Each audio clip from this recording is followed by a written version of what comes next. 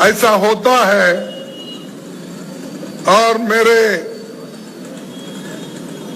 राजकीय जीवन में मैं 55-56 साल गुजारा हूं और 51 साल से मैं एमएलए, एमपी, राज्यसभा मेंबर बन के ही हूं कांग्रेस पार्टी से।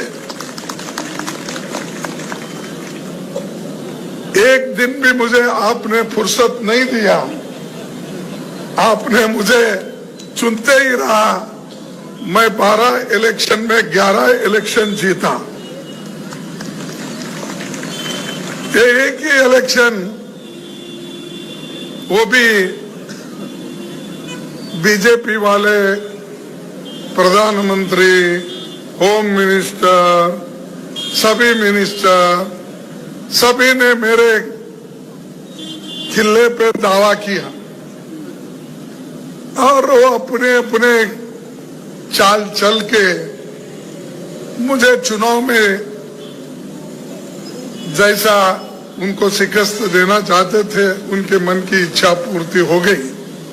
ठीक है, लोकतंत्र में तो ये होता है, मैं किसी को दोष नहीं देता, क्योंकि मैं लगातार 50 साल से चुन के आ रहा था। मुझे कहीं ना कहीं डेमोक्रेसी में रोक लगी, ठीक है, लेकिन वो पार्लियामेंट का इलेक्शन था, मैं समझ सकता था। अरे गुजरात का इलेक्शन, ये गुजरात के लोगों का इलेक्शन है, ये प्राइम मिनिस्टर का इलेक्शन नहीं है। क्या मोदी साहब प्राइम मिनिस्टरशिप छोड़ के गुजरात के चीफ मिनिस्टर बनने के पुनः आएंगे?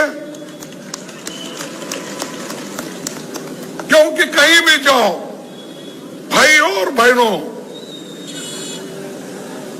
मुझे देखकर वोट दीजिए, मुझे जिनकर लाइए, मेरे लिए आप काम कीजिए। ये बोलने की आवश्यकता अब क्यों पड़ी?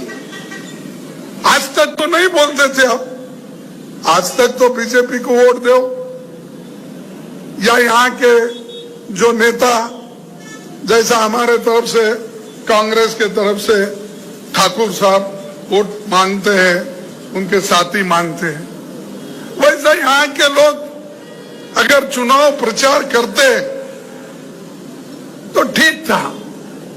लेकिन अब इस चुनाव में मोदी साहब वार्ड फिर रहे हैं, गली गली फिर रहे हैं, मोहल्ला मोहल्ला फिर रहे हैं। क्यों भाई? कुछ में दाल में काला है, कुछ ना कुछ है, नहीं तो ऐसा नहीं होता। एक प्राइम मिनिस्टर पूरा देश का काम, विदेश का काम छोड़ के 15-15 दिन, 20-20 दिन यहाँ बैठते हैं, तो कुछ कमजोरी यहाँ है।